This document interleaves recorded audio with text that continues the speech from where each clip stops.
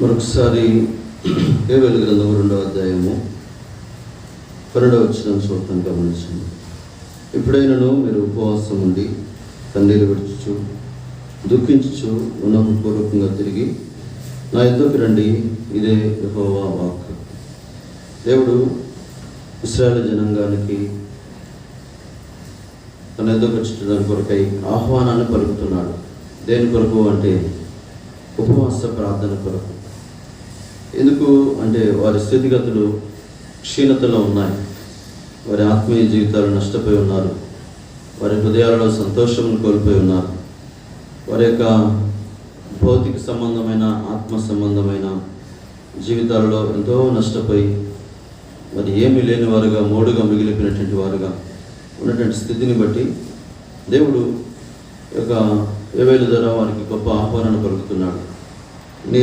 మీరు తిరిగి వస్తే, మనఃపూర్వకంగా తిరిగి వస్తే, ప్రార్థన చేయడానికి వస్తే, కన్నీరు కార్చడానికి వస్తే, ఉపవాసంతో వస్తే నేను మీ ఎడల ఇలాంటి వాడిగా ఉంటానని తన గుణగణాలు తెలియపరుస్తున్నాడు. గతంలో ఒకవేళ మీ యొక్క పాపములను బట్టి, మీ దోషములను బట్టి మీకు క్షీణత లభించి ఉండొచ్చు, మీరు పసరి గొంగల చీడ పురుగుల చేత తినివేయబడి ఉండొచ్చు, మీ చేనులోని పంటలన్నీ చెడిపోయి ఉండొచ్చు, మీరు సంతోషం లేకుండా ఉండొచ్చు. కానీ ఇది గుర్తించి ఈ యొక్క ఆహ్వానాన్ని మన్నించి మరలా నేను మీకు ఇస్తున్నటువంటి ఒక అవకాశాన్ని, ఒక సదవకాశాన్ని ఉపయోగించుకొని తిరిగి నా యొద్దకు వస్తే నేను మీ ఎడల కరుణా వాత్సల్యము కలిగిన వాడుగా ఉంటానని, శాంతమూర్తిగా ఉంటానని, అత్యంత కృపగలిగిన దేవుడిగా ఉంటానని, చేదునన్న కీడు చేయక మానుకొని పశ్చాత్తాపడతానని ప్రభు వారికి ఒక ధైర్యం ఇస్తున్నాడు. ఇప్పుడు మనం తప్పు చేస్తాము, ఆ తప్పు చేస్తా ఎక్కడికి వెళ్ళాలో అంటే ఎవరి విషయంలో తప్పు చేస్తామో ఆ ఇంటికి వెళ్ళాలి. ఆ ఇంటికి ధైర్యంగా వెళ్ళగలమా? వెళ్ళలేము. ఆ వ్యక్తి దగ్గరికి ధైర్యంగా వెళ్ళగలమా? వెళ్ళలేము. ఎందుకంటే అతని విషయంలో, ఆ ఇంటి విషయంలో తప్పిపోయాం. ఇప్పుడు ధైర్యంగా వెళ్ళలేము. ఆ కారణం చేత ఏం చేయాలా? ఆ ఇంటి వారి దగ్గర నుంచి కానీ, ఆ వ్యక్తి దగ్గర నుంచి కానీ మనకి సమాధానం అనేది ఒక రాయభారం పంపబడాలి. అప్పుడు మాత్రమే మనం ధైర్యంగా వెళ్ళగలం. కాబట్టి దేవుని యొద్ద నుంచి వీరు తొలగిపోయారు కాబట్టి, దేవునికి దూరం అయిపోయారు కాబట్టి దేవుడే మరలా ఏంటంటే మానవులు మొదటి నుంచి అనగా ఆదాము దగ్గర నుంచి మానవుని యొక్క లక్షణం ఏంటంటే దేవుడికి భయపడుతున్నాడు, దేవుడు ఏమైనా శిక్షిస్తాడేమోనని దూరం అయిపోతున్నాడు, లేక దేవుని గద్దింపును అసహించుకొని, లేక దేవుని గద్దింపును త్రోసిపుచ్చి ఆ స్వేచ్ఛను కోరుకొని దేవునికి దూరం అయిపోతున్న వాడుగా ఉన్నాడు. దానికి గల కారణం ఏమిటంటే పాపం. పాపం వల్ల మనుషులు దేవుని మహిమకు ఏమవుతున్నారట? దూరం అయిపోతున్నారు. ఏదేనులో కూడా వారు ఆజ్ఞ అతిక్రమించి ప్రతి సాయంత్రం చల్లబూట ఆయన ఎదుర్కోవడానికి వచ్చేవారు దాక్కున్నారు. సరే, ఆయన వచ్చి పలకరించిన తర్వాత, వాళ్ళ యొక్క పతనాలను చూపించిన తర్వాత మళ్ళీ వారు ఏం చేస్తున్నారు అంటే దేవుడు గంటి వేస్తే, ఏదైనా నుంచి త్రోలు వేస్తే పోవటానికి ఇష్టపడ్డారు. అనగా దేవుని మహిమకు దూరం అయిపోవడానికి ఇష్టపడ్డారు. దేవుని ఎదుట నిలబడటానికి ఇష్టపడలేకపోతున్నారు. ఆ రీతిగా మానవుడు విస్తరించిన కొలది మనుషుల జీవితాల్లో పాపం పెరిగిపోతా ఉంది. పాపం పెరిగిన కొలది మనిషి దేవునికి దూరం అయిపోతున్నాడు. తన పతనములను బట్టి, తన అవధేతను బట్టి, తన సమస్యలను బట్టి అనేక విధాలుగా దేవునికి దూరం అయిపోతున్నాడు మానవుడు. కాబట్టి మరలా దేవుడు ఏం చేస్తాడంటే ఆ దూరం అయిపోయిన వాడిని శిక్షించో, గద్దించో, బుద్ధి చెప్పో, మరలా ప్రేమతోటో మరలా ఆహ్వానిస్తున్నాడు. యెరూషలేము పట్టణంతో కూడా యెషయా గ్రంథంలో, ఇదిగో మీ దేవుడని యూదా పట్టణములకు యెరూషలేముకు ప్రకటించండి, ఆమె దోష రుణము తీర్చబడ్డని చెప్పండి, ఇక ప్రేమగా మాట్లాడండి అని చెప్తా ఉంటాడు దేవుడు. అంటే ప్రవక్తను పంపించి మరలా ఆమె దోష రుణం తీరిపోయింది, ఇక ఆమె శిక్షను నేను కొట్టివేశాను, ఇప్పుడు దేవుడు, నీ దేవుడు సెలవిస్తున్న మాట ఏంటంటే మీతో ప్రేమగా మాట్లాడుతున్నాడు అని రమ్మని చెప్పి ఆహ్వానిస్తాడు. మీరు రాకపోతే మీరందరూ గడ్డిని పోలినట్టు వారు, మీ అందమంతా వాడిపోయింది, మీరందరూ గడ్డిలాగా రాలిపోతారు. కాబట్టి గడ్డి పచ్చగా ఉన్నప్పుడే, పువ్వు రాలిపోకముందే మీ దేవుని దగ్గరికి రండి, మన దేవుని వాక్యం నిత్యం నిలిచేది ఉంది, ఆ వాక్యము చేత మరలా బ్రతికించబడుదురు, ఆ వాక్యం చేత మరలా క్షమించబడుదురు, ఆ వాక్యం చేత మరలా నూతనపరచబడుదురు, ఆ వాక్యం చేత తిరిగి దేవునిలో స్థిరపరచబడుదురు అనేటువంటి ఒక ఆహ్వానం కొరకై 40వ అధ్యాయంలో వచ్చినట్టుగా మనం చూస్తాం. ఈ రీతిగా అనేక సార్లు దేవుడు వీరులకు, ఈ ఇశ్రాయేలు జనాంగానికి ఒక ప్రత్యేకమైనటువంటి ఆహ్వానం ఇచ్చాడు. ఆ ఆహ్వానం ఇచ్చినప్పుడల్లా వారి జీవితాల్లో సమస్యలు ఉంటే సమస్యల కొరకు ప్రార్థించారు, పతనాలు ఉంటే పతనాల కొరకు ప్రార్థించారు. వారికి ఏమైనా అసాధ్యాలు వాళ్ళు అనుకుంటుంటే, సవాళ్ళు ఉంటే, వారికి నష్టం ఉంటే, ప్రాణాపాయం ఉంటే, ఈ రీతిగా వారు ఉపవాస ప్రార్థన ద్వారా ఆ నష్టాలని, ఆ సవాళ్ళని, ఆ ప్రాణాపాయకరమైన పరిస్థితులన్నింటినీ మరి వారు ప్రార్థించి తప్పించుకున్నట్లుగా మనం గమనించవచ్చు. ఎస్తేరు కాలంలోనేమి, యోనా కాలంలోనేమి, ఇంకా యెహోషాపాతు కాలంలోనేమి, పితరులు ఆయా సందర్భాలలో ఇశ్రాయేలు వారి యొక్క స్థితిగతులను నూతనపరచబడటానికి ఉపవాసం ఉండి ప్రార్థించాలి. అయితే మనం దేని కొరకు ప్రార్థించాలి అంటే, ఈ కడవరి కాలంలో జకర్యా గ్రంథంలో మనం చదువుకుంటూ వచ్చినాం. కడవరి వానాకాలంలో వర్షము దయచేయమని ప్రభువుని వేడుకొనుడి. ఆయన ఏం చేస్తారంటే, ప్రతి వాన చేనులో పైరు మొలిచినట్టు యెహోవా మెరుపులను పుట్టించి వానలు మెండుగా కురిపిస్తాడని దేవుని వాక్యం సెలవిస్తూ ఉంది. ఈ యొక్క కడవరి కాలంలో ఉన్న మనకాట మన చేనులో పైరు మొలవటానికి, మన సంఘంలో పైరు మొలవటానికి, మనం ఫలించడానికి, మనము దేవునికి మహిమ తీసుకురావడానికి, మన చేనులో పైరు సమృద్ధిగా ఫలించడానికి ప్రార్థన చేయమంటున్నాడు. అనగా వర్షము కొరకు ప్రార్థన చేయమంటున్నాడు. అది దేవుని ఆత్మతో పోల్చబడుతూ వచ్చింది. కాబట్టి ఈ రోజున మనం పరిపూర్ణతలోకి రావాలంటే, ఫలించాలి అంటే, మన సంఘాలు సమృద్ధిగా ఫలించాలి అంటే, దేవుని మహిమ కొరకు ఫలించాలి అంటే మనం ప్రార్థించవలసిన అవసరం ఎంతైనా ఉంది అని నేర్చుకుంటా ఉన్నాం.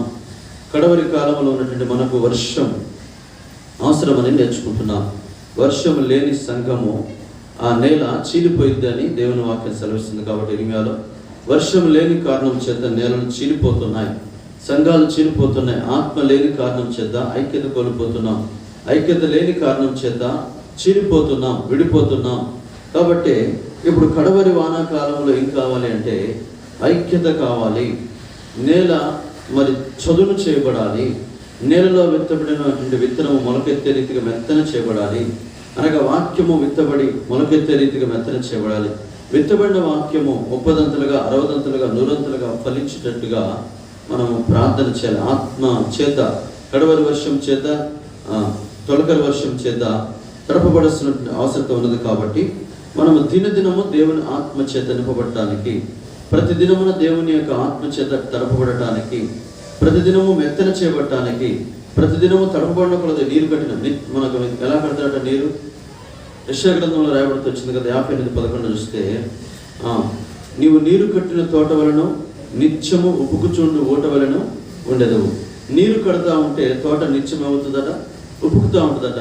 అదే యెషయా గ్రంథంలో 27వ అధ్యాయం అంటాడు, యెహోవా అను నేను దానిని కాపు చేయుచున్నాను. ప్రతి నిమిషమున ఏం చేస్తున్నట? నీరు కట్టుచున్నాడు. ప్రతి నిమిషమున నీరు కట్టడం, ప్రతి నిమిషమున కాపాడటం, ఆయన కాపు చేయడంలో ఉన్నది ఏంటంటే ఆ తోట బహుగా ఫలించడానికి అవకాశం ఉంటుంది అని దేవుని వాక్యం సెలవిస్తూ ఉంది. కాబట్టి పిల్లల దేవుడే ప్రతి నిమిషమున మనకు నీరు కట్టాలని ఆశపడుతున్నాడు. కాబట్టి ప్రతి నిమిషమున దేవుని ఆత్మ కలిగిన వారమే ఉండాలి. ఏ నిమిషమున దేవుని ఆత్మ మనల్ని విడిచిపోయిందో తెలియదు. ఏ నిమిషమున దేవుని ఆత్మ మనం దుఃఖపెడతామో తెలియదు. ఏ నిమిషమున దేవుని ఆత్మను మనము కోల్పోయి మరి దైవశక్తిని కోల్పోయి ఉంటామో తెలియదు. కాబట్టి ప్రతి నిమిషమున దేవుని చేత కాపాడబడే వారంగా ఉండాలి. ప్రతి నిమిషమున దేవుని చేత నీరు కట్టబడే వారంగా ఉండాలి. ప్రతి నిమిషమున దేవుని ఆత్మ చేత నడిపించబడే వారంగా ఉండాలి. పేతురు జీవితంలో చూస్తే దేవుని ఆత్మ కలిగి ఉన్నప్పుడు ఏమన్నాడంటే, పేతురుతో ప్రభా నా గురించి ఏమనుకుంటున్నారు ప్రజలంటే, ప్రభా మెస్సయ్య అని ఇంకొకరు చెప్తున్నారు ప్రభా అన్నారు. మరి మీరేమనుకుంటున్నారంటే, నీవు అద్వితీయ సత్యదేవుడు, దేవుని కుమారుడు అని చెప్పి పేతురు అన్నాడు. ఆ సమయంలో ప్రభు ఏమన్నాడంటే, నీవు ధన్యుడవు సీమోను బర్యోనా, నీవు ధన్యుడవు అని ప్రభు చేత దేవుని ఆత్మ కలిగి దేవుడు ఎవరో గుర్తించిన కారణం చేత మెప్పించబడ్డాడు. మరలా కొంచెం కిందికి వచ్చిన తర్వాత ఇంకా ప్రభు ఆయన మరణమును గురించినటువంటి నిర్గమన గురించి చెప్తా ఉంటే అప్పుడు పేతురు అన్నాడు, ప్రభువా అది నీకు దూరం అయిపోవును గాక అంటున్నాడు. అంటే లోక కళ్యాణం కొరకు వచ్చినటువంటి కార్యాన్ని, అనేకుల కొరకు చిందించబడేటువంటి ఆ రక్తమును, అనేకుల ప్రాణ విమోచన క్రియల కొరకు పెట్టబెట్టినటువంటి ఆ ప్రాణాన్ని ఆయన వద్దు నీకు దూరం అవును గాక అని చెప్తున్నప్పుడు ప్రభు అన్న మాట ఏమిటంటే, సాతానా నా వెనక్కి పో.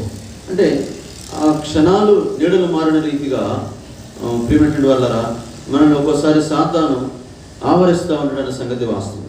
దేవుని ఆత్మను దొంగిలిస్తాడు, లేక దేవుని ఆత్మను కోల్పెట్టేట్టు మనల్ని దోచుకుంటాడు అన్న సంగతి వాస్తవం. కాబట్టి మనము ఈ కడవరి కాలంలో జాగరూకులమై ఉండాలి, మెలకువ కలిగి ఉండాలి. అంత మాత్రమే కాకుండా దేవుని ఆత్మ పూర్ణులై ఉండాలి, ఎఫెసీ పత్రికలో అంటాడు. కాబట్టి మనము ఆత్మ పూర్ణులంగా ఉండాలి. ఆత్మను దుఃఖపెట్టే వారంగా ఉండకూడదు, పరిశుద్ధాత్మను కోల్పోయే వారంగా ఉండకూడదు. కాబట్టి దేవుని ఆత్మ ఎల్లప్పుడూ అంటే ఫుల్ఫిల్ అవుతూ ఉండాలి. ఇప్పుడు మేము ఒక ఇంట్లో ఉంటున్నాము, అక్కడ వాటర్ ట్యాంక్కి ఆ ఇంటికి ఉన్నటువంటి పైప్ కనెక్షన్లో కనెక్ట్ చేయబడుతూ వచ్చినాయి. ఇంకా ఆయన ఏ బజారుకు నీళ్ళు వదిలినారంటే మా ఇంటి మీదకి నీళ్ళు వస్తాయి, మా ట్యాంకులోకి నీళ్ళు వస్తాయి. ఇక మేము ప్రతిరోజు వాడుకుంటే మామూలుగా డ్రమ్ములో పట్టుకునే వాడుకుంటాము, లేక ఆ ట్యాంకులో కొన్ని వాడతాము. ఒక 10-20 నిమిషాల్లోపు ఏమవుతుందంటే ఆ ట్యాంక్ నిండిపోయి పొర్లిపోయి ఇంకా ప్రవహిస్తూ ఉంటాయి నీళ్ళు. దాన్ని చూసి నాకు నేర్పించింది ఏంటి ప్రభు, దేవుని ఆత్మ కూడా మనం ఏం చేయాలంటే ఇట్లా మన గిన్నె నిండి ఏమాట్లాడండి పొర్లుతూ ఉండాలి తప్ప మనం కొరత ఉండకూడదు, నిండినట్టుగా ఉండకూడదు. అంచుల నుండి జారేలాగా దేవుని ఆత్మ చేత మనం నింపబడాలి. క్రొత్త గానుగుల చేత, క్రొత్త ద్రాక్షరసం చేత ఆ గానుగులు నిండి పొర్లిన రీతిగా మనము క్రొత్త తైలము చేత అనగా దేవుని ఆత్మ చేత దినదినము, నిన్నటి ఆత్మ కాదు, ఈ దినం ఒక ఆత్మ, రేపటి ఆత్మ, ఇలా దినదినము దేవుని ఆత్మ చేత నింపబడాలి. ఆ ట్యాంక్ ఎలాగైతే ప్రతిదినము ఆ వాటర్ కనెక్షన్ ఆ పంపు విప్పగానే మరి 10 నిమిషాల్లో నిండిపోతుందో, అలాగే మనం లేవగానే ప్రతిదినము లేవగానే మోకాళ్ళ మీదకి వచ్చి మనం ప్రభువుని స్తుతించి, ప్రభు నీ ఆత్మచేత నన్ను నింపు. మొట్టమొదటి ప్రార్థన ఇదే ఉండాలి మనకి. మన అనారోగ్యాలు కావచ్చు, మన సమస్యలు కావచ్చు, మన ప్రయాణాలు కావచ్చు, మన పరిచర్య కావచ్చు, ఆ దినం ఏదైనా ఉండనివ్వండి, కానీ మనం లేచి ప్రభువుని స్తుతించి మోకాళ్ళ మీద ఆ తర్వాత దేవా నీ ఆత్మచేత నా హృదయాన్ని నింపు, నీ ఆత్మ అభిషేకంతో నా హృదయాన్ని నింపు అని మనం దిన ప్రారంభంలోనే అటువంటి ప్రార్థన చేస్తే దేవుని ఆత్మ మనల్ని నింపుతూ ఉంటుంది. ఆ దినం కొరకు కావాల్సినటువంటి ఆత్మ సహాయం అంతా మనం పొందుకుంటాం. నెక్స్ట్ వ్యక్తి ఏం మాట్లాడబోతున్నాడో కూడా నా నోట కొన్నిసార్లు వస్తూ ఉంటాయి మాట. ఇతను ఏ మాట మాట్లాడుతాడు, కొందరు ప్రార్థన చేస్తాడు, ఈ ప్రార్థన చేస్తాడు కొన్నిసార్లు నేను ఆలకిస్తూ ఉంటే ఆ చివరన ఏమంటాడు, నెక్స్ట్ ఆమెనంటాడా, ఇంకొక పాట పొడిగిస్తాడా అనే పదాలు కూడా కొన్నిసార్లు నా జ్ఞాపకం వస్తుంటే ఏంటి ప్రభు నా నోట ఇంతగా ఎదుటి వ్యక్తి పలుకుతున్న మాటలు, లేక నేను ఏ వ్యక్తికి ఏం చెప్పాలో ఆ మాట వస్తున్నామంటే అప్పుడు నాకు పరిశుద్ధాత్ముడు జ్ఞాపకం చేస్తుందంటే దేవుని ఆత్మ చేత నింపబడుతున్నప్పుడు ఆ ఆత్మ ఏమైందంటే ఎదుటి వ్యక్తి అక్కర్ని గుర్తించింది, ఏం మాట్లాడతాడో గుర్తించింది. గెహాజీ నయమాన్ని ఎదుర్కొని పోయి వస్తూ ఉన్నాడు. అప్పుడు ఎలీషా ఉంటున్నాడండి, నా ఆత్మ నీతో కూడా రాలేదా, నువ్వు ఆ రథం వెంబడి పరిగెత్తున్నప్పుడు నా ఆత్మ నీతో రాలేదా అంటే ఒక దైవజనుడు కానీ దైవ జనాంగం కానీ సంఘము కానీ దేవుని ఆత్మ చేత నింపబడినప్పుడు, దేవుని ఆత్మ వర్షము చేత తడపబడుతున్నప్పుడు ఏంటంటే ఆ వ్యక్తి దేవునితో కనెక్ట్ అయి ఉంటాడు, దేవుని ఆత్మతో లింకప్ అయి ఉంటాడు. కాబట్టి దేవుని ఆత్మ అతను లీడ్ చేస్తున్నది. కాబట్టి కొన్నిసార్లు దేవుని ఆత్మ వారిని అభిషేకించి ఏమో మాట్లాడాలో, ఏం చెప్పాలో, అసలు అతని వ్యక్తి యొక్క అంతరంగం ఏమిటో తెలుసుకునే రీతిగా మనకు ఆత్మ సహాయపడింది అన్న సంగతి వాస్తవం. కాబట్టి ఈ ఆత్మ కొరకు ఇప్పుడు దేవుడు చివరి దినాల్లో మనుషులందరికీ వాగ్దానం చేశాడు. మనుషులందరి పైన దేవుని ఆత్మను కుమ్మరించండి. ఎక్స్పెషల్లీ యవనస్తుల మీద, యవనస్తురాండ్ల మీద దేవుని ఆత్మ కుమ్మరిస్తే వారు ప్రవచించాలని, వారు దర్శనములు చూడాలని, వారు కలలు కనుచు దేవుని సంఘంలో క్షేమాభివృద్ధి కలిగించాలనే ఒక వాగ్దానం సంఘాలకు ఉంది. కాబట్టి సంఘంలో ఉన్నటువంటి యవన బిడ్డలకు ఉంది. కాబట్టి యవన కాలంలో మనం దేవుని ఆత్మ కొరకునటువంటి లేక ఆత్మ వర్షము కొరకునటువంటి ప్రార్థన మనం చేయాలి, వేడుకోవాలి. ప్రభువా మా సంఘంలో యవనస్తుడిగా నేనున్నాను, నేను ఆత్మచేత నింపబడితే, నేను ఆత్మచేత బలపరచబడితే, ఆత్మచేత నడిపించబడతా ఉంటే నేను సంఘానికి మాదిరికరంగా ఉండగలను. యవనస్తులు దేనికి మాదిరికరంగా ఉండాలి? సంఘానికి మాదిరికరంగా ఉండాలి. కాబట్టి ఎప్పుడు మాదిరికరంగా ఉండగలమంటే దేవుని ఆత్మ చేత మనం నింపబడినప్పుడు, దేవుని ఆత్మ మనల్ని ఫుల్ఫిల్ చేసినప్పుడు మాదిరికరంగా ఉండగలం. లేకపోతే మనం దేవుని విషయంలో ఎవరికి మాదిరికరంగా ఉండలేము. కాబట్టి దేవుని ఆత్మ చేత, నిన్న కురేన్ గారు అంటున్నాడు, యవనస్తులు అంటే ఎవరంటే 60 ఏళ్ల లోపలంతా యవనస్తులేనట. అంటే 60 years వచ్చిన తర్వాత ఏమంటే సీనియర్ సిటిజన్ అంటారు, అంటే వృద్ధాప్యంలోకి వచ్చినటువంటి ముసలోళ్ళు. కాబట్టి 60 ఏళ్ళు దాటితే గవర్నమెంట్ ఏమంటుంది, ముసలోళ్ళు అంటుంది. అంటే 60 ఏళ్ళ లోపల అందరిని ఏమనుకోవాలి? ఇప్పుడు మనం చెప్పండి, ఇప్పుడు ఏమనుకోవాలా?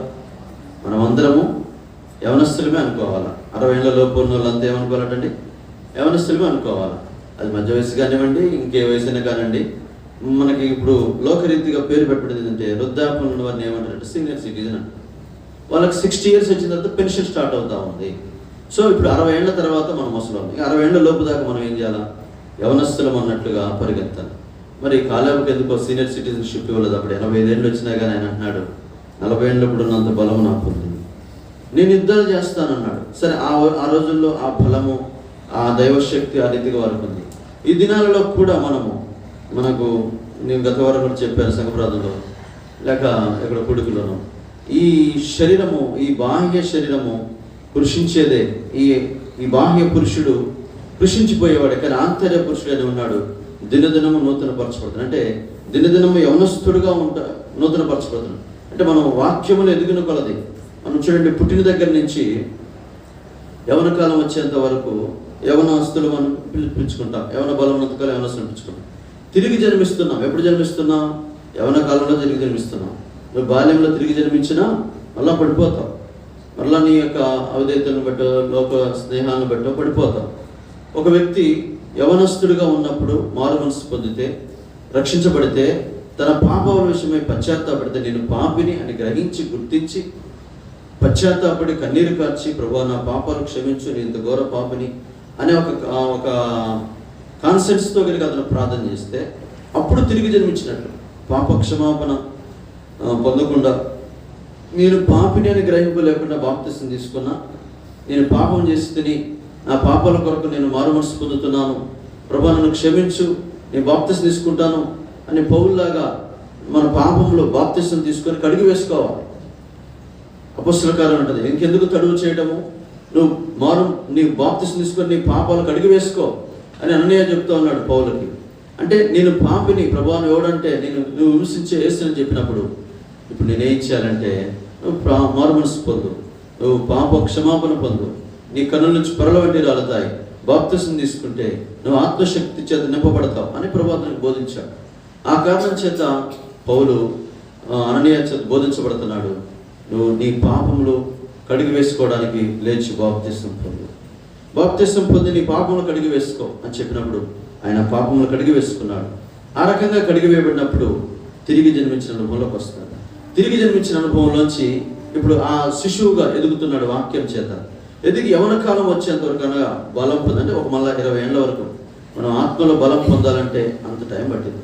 కానీ పౌలుకైతే వెంటనే ఆయన ఆహారం పుచ్చుకొని బాప్తిసం తీసుకొని బలం పొంది సమాజ మందిరాల్లోకి వెళ్ళి యేసే క్రీస్తు అని ప్రకటించడం ప్రారంభించాడు. ఇంకా ఆ రకంగా దేవుడు ఆయన దినదినం ఆత్మచేత బలపరచాడు. కాబట్టి తిరిగి జన్మించిన దగ్గర నుంచి మనం ప్రతిదినము ఆత్మచేత బలపరచబడతా ఉంటాం. కాబట్టి అందుకొరకే మన ప్రతి ఒక్కరికి యేసు ప్రభువు బాప్తిసం తీసుకోగానే మత్తయి సువార్త 3:10 చూస్తే ఆ పౌరం ఆయన మీదకి దిగి వచ్చింది, ఆత్మ పౌరంలో ఆయన మీదకి దిగి వచ్చింది. కాబట్టి ఇప్పుడు ఆ ఆత్మ చేత అరణ్యంలో కొనుక్కోబడ్డాడు. అరణ్యంలో ఉపవాస ప్రార్థన చేత 40 దినాలు ఆయన శోధించబడి ఆత్మ బలము చేత తిరిగి వచ్చి పరిచయం చేశాడు. 40 దినాలు ఉపవాస ప్రార్థన తర్వాత బలం పొందుకొని తిరిగి వచ్చి ప్రార్థన చేశాడు. కాబట్టి మనం కూడా ఉపవాస ప్రార్థన తిరిగి జన్మించిన తర్వాత దినదినము మన ఆత్మను బలపరచుకోవాలి. నువ్వు సరిగా ఆరాధన చేయట్లేదు అంటే నువ్వు ఆత్మలో బలహీనుడు అయిపోయినావు. నువ్వు సరిగా ప్రార్థన చేయలేకపోతున్నావు అంటే ఆత్మలో బలహీనుడు అయిపోయినావు. నువ్వు సరిగా పరిచయం చేయలేకపోతున్నావు అంటే ఆత్మలో బలహీనుడు. నువ్వు సరిగా దేవుని ముందుకు రాలేకపోతున్నావు అంటే బలహీనుడు అయిపోయినావని. అసలు దేవుని ముందుకు రావాలన్న ఇంట్రెస్ట్ ఉండట్లేదు, వాక్యం ద్వారా ఇంట్రెస్ట్ ఉండట్లేదు, ప్రార్థన చేయాలన్న ఇంట్రెస్ట్ ఉండట్లేదు, ఆరాధన చేయాలన్నా వారు భయం అవుతుందంటే నువ్వు బలహీనురాలవై ఉన్నావన్న సంగతి వాస్తవం. అదే ఆత్మలో బలం పొందుకున్నవాడు ఏం చేస్తాడు? గంతులు వేస్తూ దేవుని ఆలయంలోకి వస్తాడు, గంతులు వేస్తూ దేవుణ్ణి స్తుతిస్తాడు, ప్రార్థిస్తాడు. దేవుణ్ణి ఆత్మచేత నింపబడిన వాడు సంఘముగా సహవాసముగా కూడుతూ ఉంటాడు ఎక్కడికంటే అక్కడికి. కాబట్టి ఆత్మలో బలహీనైపోయినాడు ఏం చేస్తాడంటే చేతగాని వాడైపోతాడు. ఈ చేతగాని వాడికి ఆరాధన రాదు, ప్రార్థన రాదు, మందిరానికి రాబుద్ధి కాదు, వచ్చిన ఏ పని చేయబుద్ధి కాదు. కాబట్టి ఖాళీగా కూర్చొని వెళ్ళిపోతాడు. ఇంకా present body present, mind absent అన్నట్టుగా ఉండిపోతూ ఉంటాడు. అందుకొరకే సంఘమంతా దేవుని ఆత్మ చేత నింపబడాలి. చేనులో ప్రతి వాని చేనులో పైరు మలిచినట్లు ప్రతి ఒక్కరము ఆత్మ కొరకు ప్రార్థన చేయాలి. ఆత్మ కొరకు ఎప్పుడైతే మనం ప్రార్థన చేస్తామో, దేవుని ఆత్మ శక్తి చేత ఎప్పుడైతే నింపబడతామో అప్పుడు సంఘములో ఘనకార్యాలు జరుగుతాయి. లేక నీ జీవితంలో ఆత్మకార్యాలు జరుగుతూ నువ్వు చూస్తావు. దేవుని ఆత్మ సహాయంతో నువ్వు పనిచేయడం ప్రారంభించినప్పుడు, దేవుడు నిన్ను బలంగా వాడుకోవడం ప్రారంభించినప్పుడు నీ ఆత్మలో తృప్తి పొందుతావు. సంఘానికి క్షేమం కలిగింది, నీ తోటి వారికి క్షేమం కలిగింది, సంఘం అభివృద్ధి చెందింది, పరిచర్య అభివృద్ధి చెందింది, నీ ఆత్మలో తృప్తిని పొందుతావు. కాబట్టి ఆ దినాల కొరకై, ఆ యొక్క సమయం కొరకై మనము చేరుకుంటున్నాము అన్న సంగతి వాస్తవం. ఇప్పుడు మనం అటువంటి ప్రార్థన చేయాలి. ఆ ప్రార్థన చేయాలంటే మనం మరి దేవుడు అంటున్నాడు, మనం ఎలా ఉంటే ప్రార్థన చేస్తే దేవుడు ఆత్మ పంపిస్తాడో కొన్ని విషయాలు మీకు జ్ఞాపకం చేస్తాను. మొట్టమొదటిది ఏంటంటే, పాపములు మానివేసుకొని మనం ప్రార్థన చేస్తే ఆత్మ చేత నింపబడతాం, అనగా వర్షము చేత మనం తడపబడతామని రాజుల గ్రంథంలో నేర్చుకుంటూ వచ్చాం. రెండోది ఏమిటంటే, భయభక్తులు కలిగి ప్రార్థన చేస్తే దేవుడు ఆత్మవర్షము కుమ్మరిస్తాడు అని నేర్చుకుంటూ వచ్చాం. మూడోది ఏంటంటే, పూర్ణ హృదయముతో ఆయన్ని వెతికి ప్రార్థన చేస్తే దేవుడు వర్షము కుమ్మరిస్తాడని గద్దినాలో నేర్చుకుంటూ వచ్చాం. ఈ దినమున నాలుగవదిగా మనము ఎటువంటి ప్రార్థన చేయాలంటే, ద్వితీయోపదేశ కాండంలో చూడండి 28వ అధ్యాయంలో ఈ రీతిగా రాయబడి వచ్చింది. ద్వితీయోపదేశ కాండము 28వ అధ్యాయము 2వ వచనం.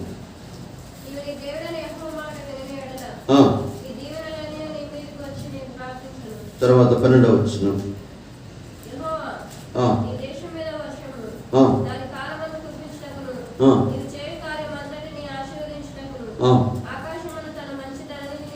చూడండి, తెరవబడిన ఆకాశంలోంచి నీ మీద ఆత్మవర్షం కురవబడింది.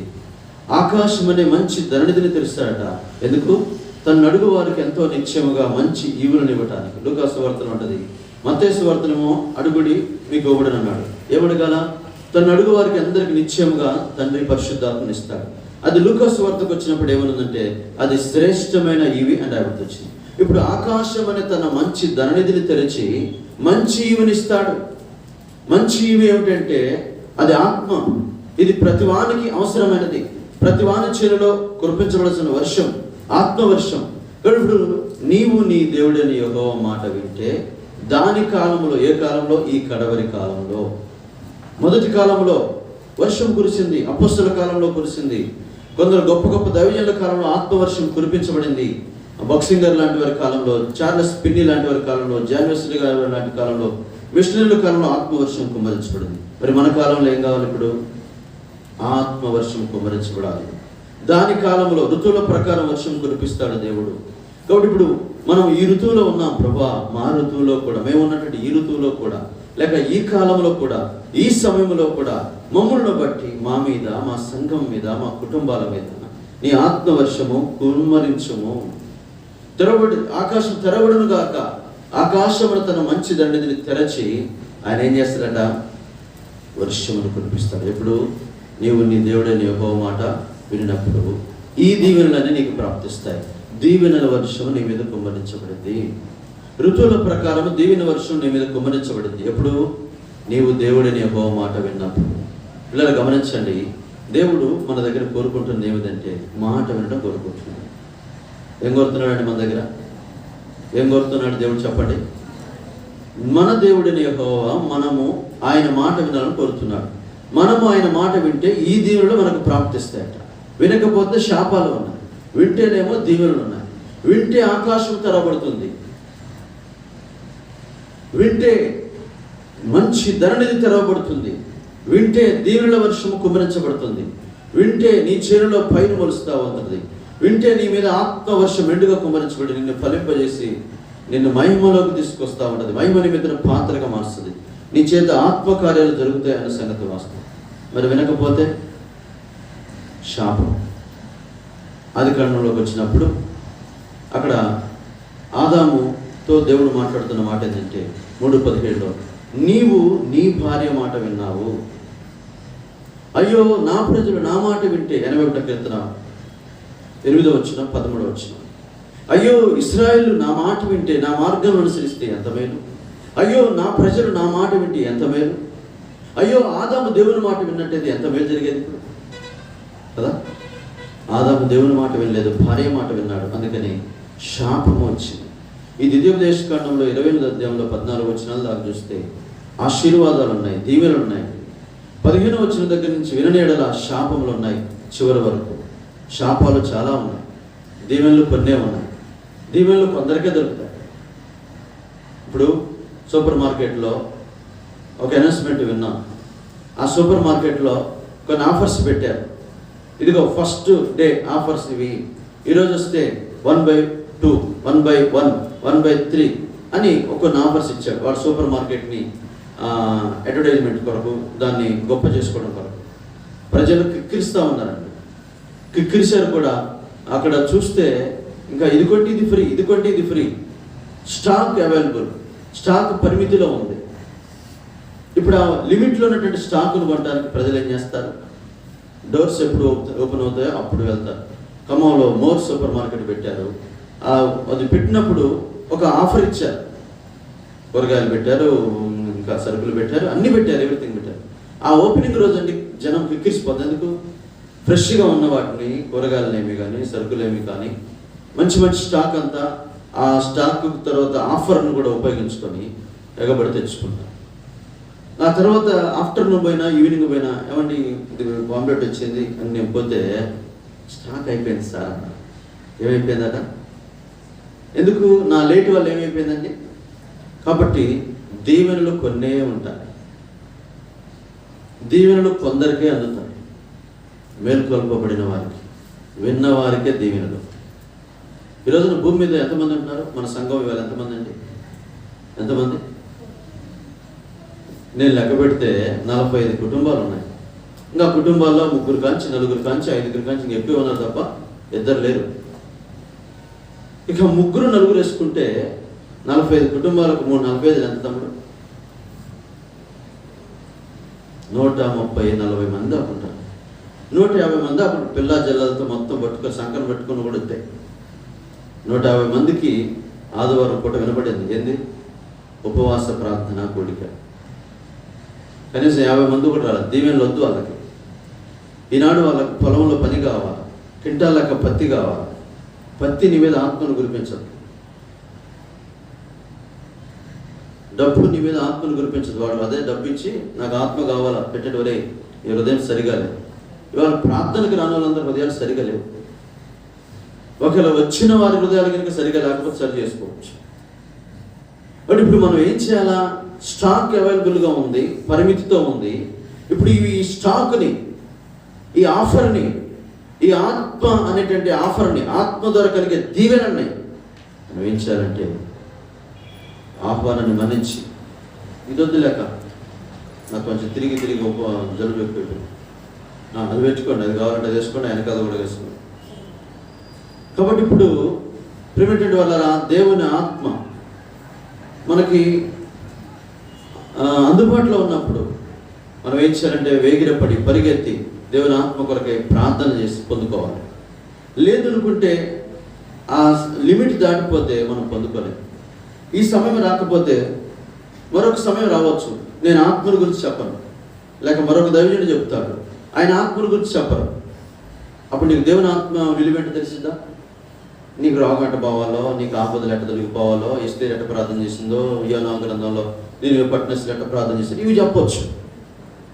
నీకు అద్భుతాలు కావాలా, ఆత్మ కావాలా? చెప్పండి. ఆత్మ ఉంటే అద్భుతాలు నీ వెంటే వస్తాయి. అద్భుతాలు ఉంటే ఆత్మని పిల్లరా, దాని అక్కరను మనం ఎరగకపోతే ఆత్మను కోల్పోయిన వారు ఉంటాం. కాబట్టి ఇప్పుడు ఏ వ్యక్తిలో ఆత్మ ఉంటుందో, ఏ వ్యక్తిని ఆత్మ అభిషేకిస్తుందో, వారి మీద ఉన్న అభిషేకమును బట్టి, వారి మీద ఉన్న ఆత్మను బట్టి ఈ వ్యక్తి ఆ ఆత్మ కలిసి ప్రార్థన చేస్తే ఆ దేవుడు దీవెనలో వర్షము కుమ్మరిస్తాడు. దీవెనలన్నీ నీ మీదకి ప్రాప్తిస్తాయి, నీ మీదకి వచ్చి నీకు ప్రాప్తిస్తాయి.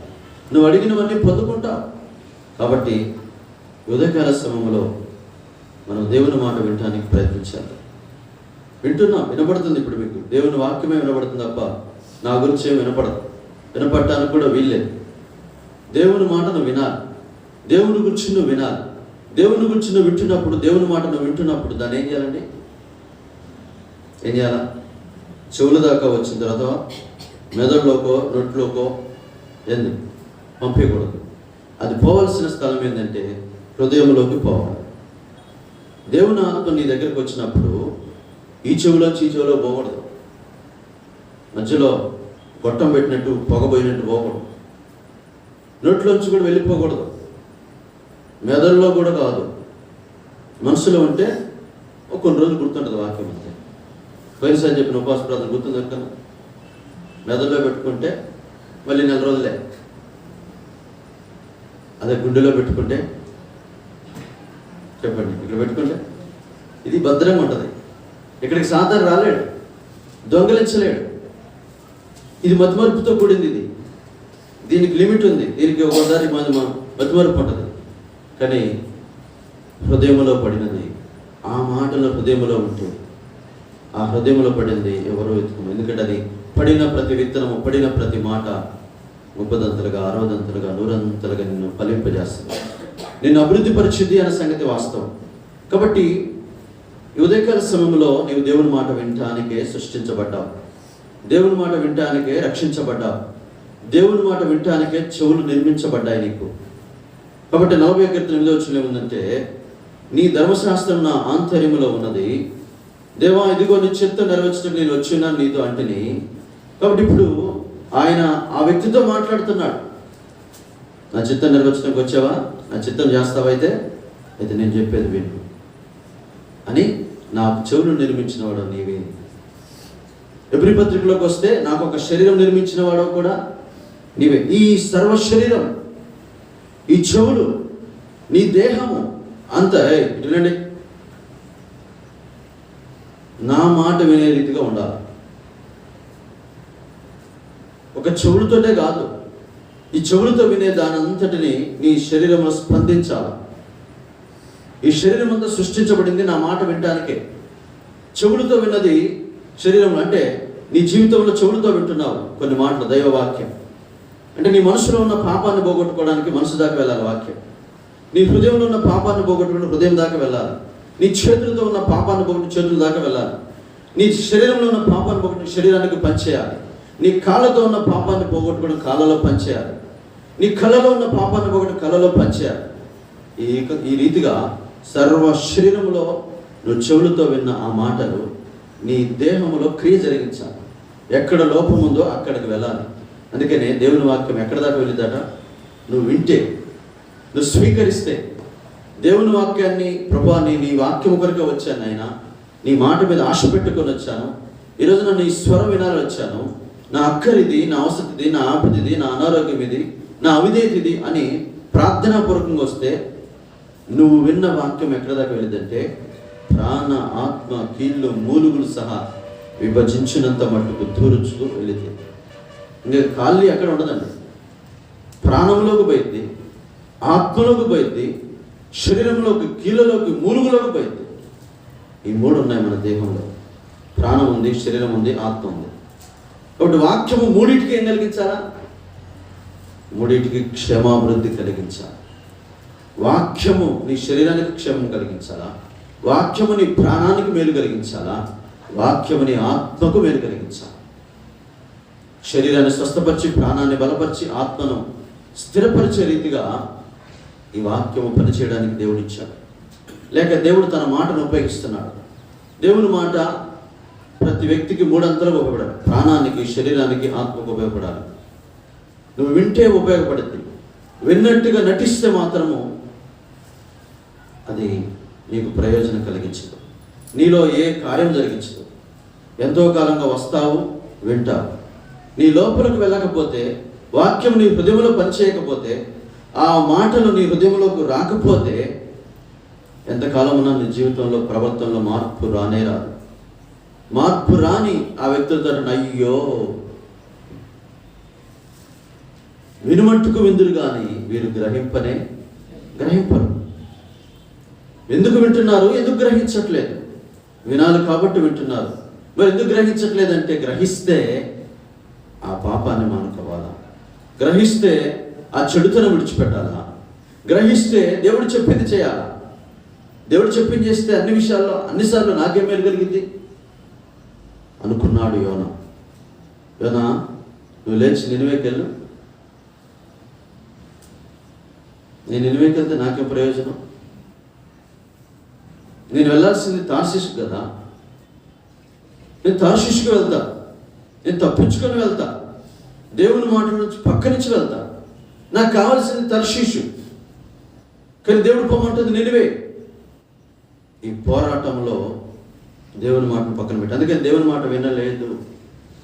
వినవలసి వచ్చి దేవుని పైన ఎక్కడ కనపడలేదు కూడా. అందుకని అడుగు భాగానికి వెళ్ళాడు. ఓహో, నువ్వు కనపడకుండా వెళ్తే నేను కనబడేట్టు చేయనా? నువ్వు నా మాట వినకుండాలనుకుని దాక్కుంటే నీకు వినపెట్టేట్టు చేయనా? వినపడుతుంది ఇప్పుడు. ఒరే నిద్రపోతానా, నీకేమొచ్చింది? అదే దేవుడే తట్టు పిలుస్తాడా?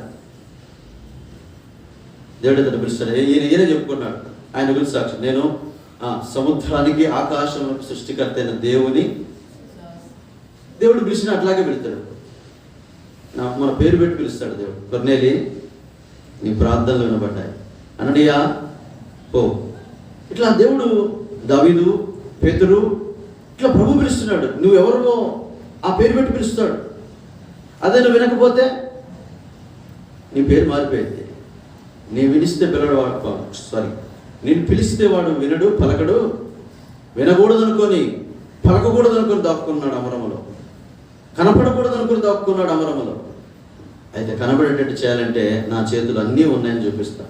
ఆయన చెప్పాడు కదా ఇప్పుడు సముద్రానికి సృష్టికర్తలని. లే సముద్రమా, నువ్వు తీసుకొచ్చి వాడిని కనిపెట్టించు. సముద్రం ఇప్పుడు కనబడేటట్టు చేస్తూ ఉంది. సముద్రంలో తుఫాను రాకపోతే, సముద్రం పొంగకపోతే, అక్కడ సుడిగుండాలు తిరగకపోతే, ఆ తుఫాను అక్కడ లేవకపోతే ఈయన నిద్రలోంచి లేవడు. సరాసరి తర్షీషుకు వెళ్ళిపోతాడు. కాబట్టి ఇప్పుడు తుఫాను లేస్తే నిద్ర లేస్తుంది. తర్వాత ఆ ఓడలో ఉన్న వారికి కలవరం లేవాలి. ఇప్పుడు ఆ ఓడలో ఉన్న వారికి ఒక ఆలోచన రావాలి. ఇప్పుడు ఎవరిని బట్టి మనకి ఇంత కీడొచ్చింది అని చీటీలు వేసేటట్టు దేవుడు చూడండి ఎంత కార్యం చేస్తున్నాడో. దేవుని పని ఎంత గంభీరంగా ఉంటుందో. వినేవారి విషయంలో దేవుడు ఎన్నో మేలు సిద్ధపరిచి, వినని వారి విషయంలో ఎన్నో నష్టములు అనుమతించైనా సరే, ఎన్నో తుఫాన్లు అనుమతించైనా సరే, తను దేవుడు ఏదైతే ఆశిస్తున్నాడో, ఏ కోణంలో దేవుని మాట వినాలో ఆ కోణంలో వినటానికే దేవుడు ఆశపడతాడు, పనిచేస్తాడు. నువ్వు వేరే కోణంలో వింటే ఒప్పుకోడు. నువ్వు పూర్తిగా దీనుడి వై సరెండర్ అయిపోయే రీతిగా వినపడేటట్టు మాట్లాడతాడు ఆయన, వినేటట్టు. కాబట్టి ఇప్పుడు ఆ యోనా వినేటట్టు చేయడానికి సముద్రాన్ని ఉపయోగించుకున్నాడు. ఆకాశంలో సృష్టికర్తన్నాడు. వర్షం కూడా వచ్చిందా? తుఫాన్ వచ్చిందా? చదవండి ఒకసారి యోనా గ్రంథంలో మొదటి అధ్యాయం.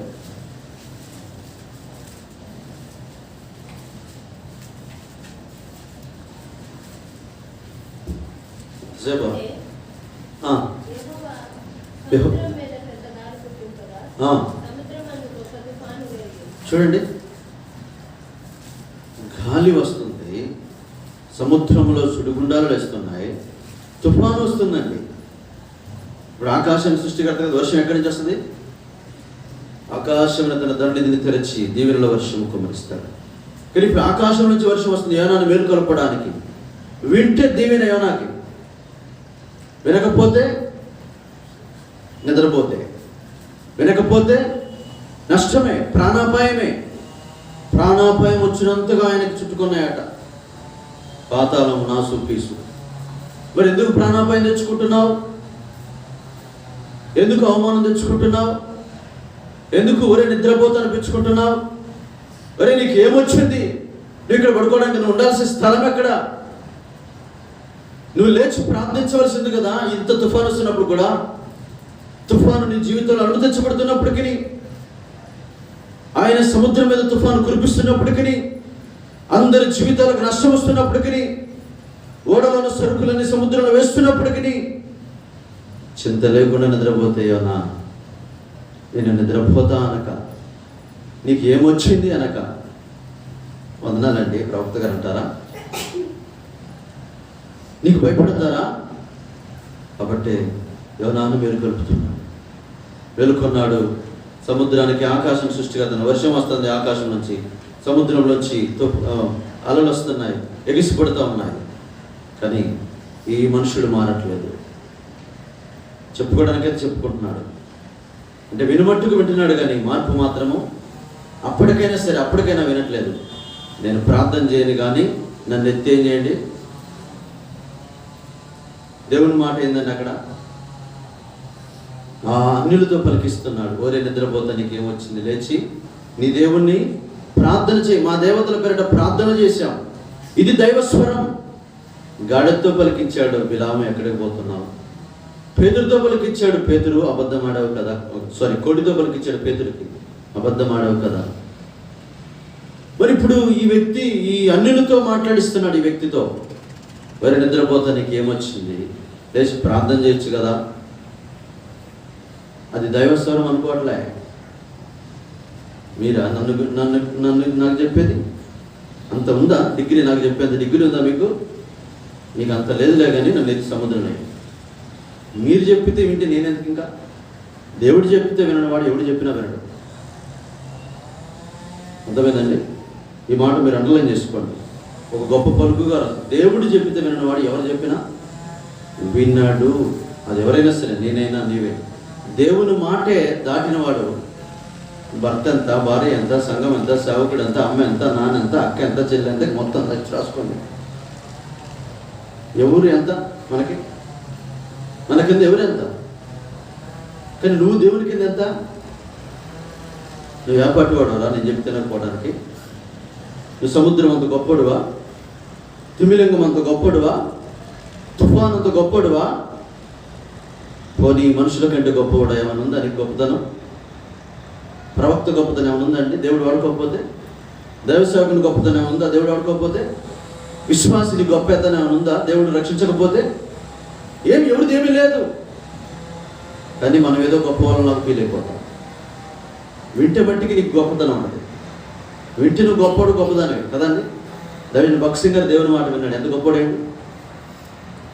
మొన్నటి దిన దైవజనుడు తిమోతి గారి గురించి నేను నిన్న కూడా విన్నాను. రాత్రి భక్త్ సింగర్ చెప్పాడట, తిమోతి మీ ఇంటికి వెళ్ళు, రక్షించబడిన తర్వాత వాళ్ళ ఇంటికి వెళ్ళి వస్తే చెప్పొస్తానండి, మా బంధువులంతా చెప్పొస్తాను చెప్పి తొందరగా రానాడట. అయితే పోయి ఊబిలు ఇరుకున్నట్టుందట. ఆయన అక్కడి నుంచి బయటపడడానికి 5 నెలలు పట్టిందట. వాళ్ళ ఇంటి వాళ్ళందరికీ చెప్పి ఒప్పించి రావడానికి. ఈ 5 నెలలు ఎర్రగడ్డ హాస్పిటల్ కూడా తీసుకుపోయారట ఆయన.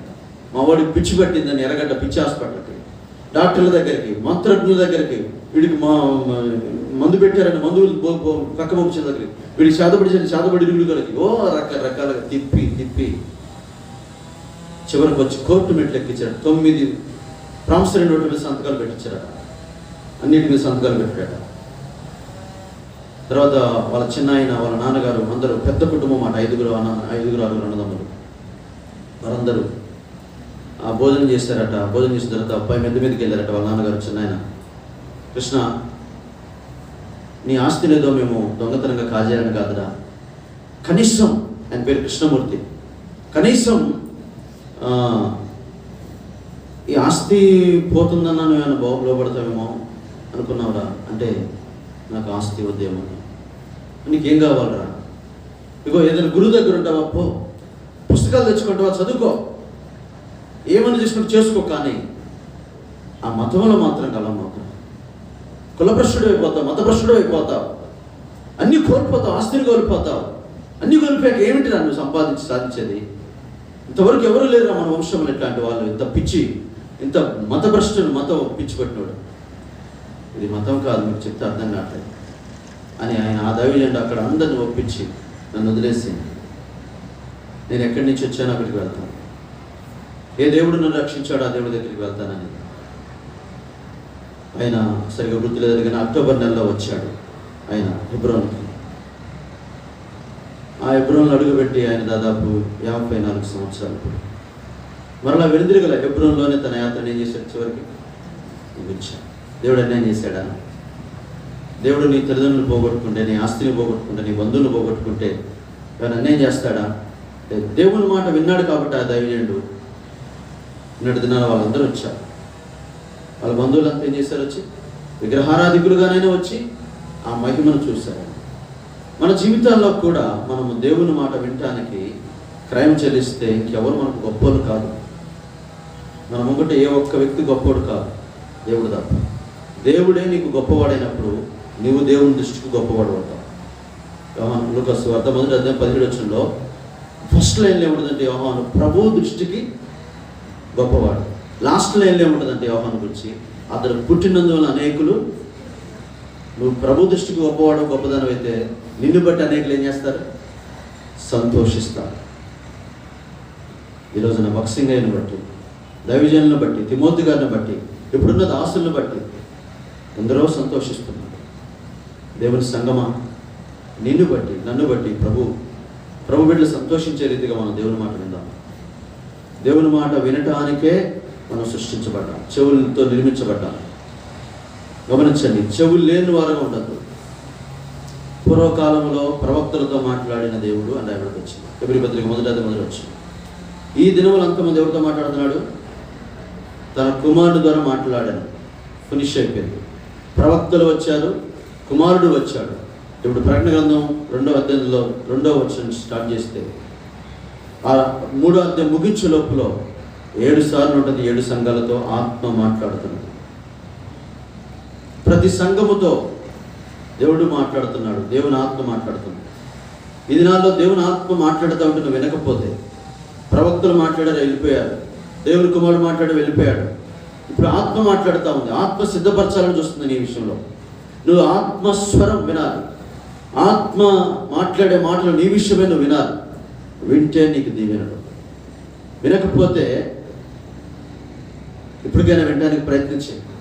ఆ ఆత్మస్వరం ఎట్లా ఉంటుందో నాకు తెలియదు ప్రభువా, నీ ఆత్మతో నాతో మాట్లాడు, నీ ఆత్మతో మెల్లని స్వరం నాకు వినిపించు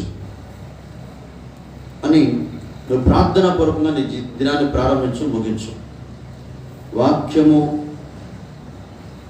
ఆత్మను బట్టి ప్రేరేపణ కలిగింది కాబట్టి వాక్యం ద్వారా మాట్లాడతాను. మెల్లని స్వరం వింటావు. నువ్వు నీ మౌనధ్యాన సమయంలో వింటావు, ప్రార్థన సమయంలో వింటావు. నీ ఆత్మలోనే ఒక స్వరం వినబడింది నీకు.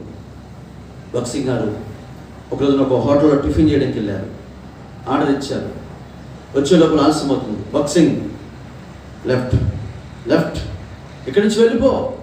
ప్రభు ఆర్డర్ ఇచ్చాను, వస్తుంది, డబ్బులు కూడా కట్టాను, వెళ్ళిపో ఇక్కడి నుంచి.